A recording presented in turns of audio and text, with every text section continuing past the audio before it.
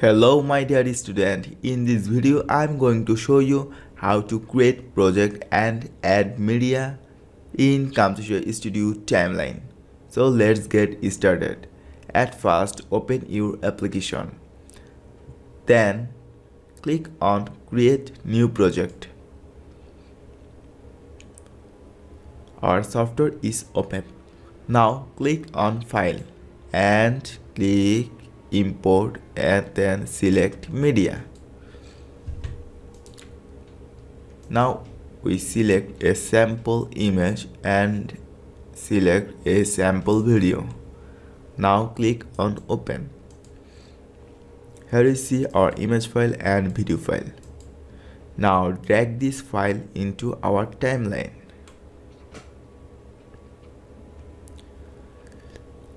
Here you see our video and audio file is embedded in this video clip. To separate this, simply right click on this and click separate audio and video.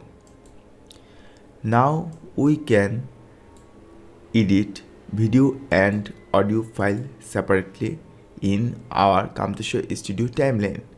If we want to add image, after this video, simply click on this image from the media bin section,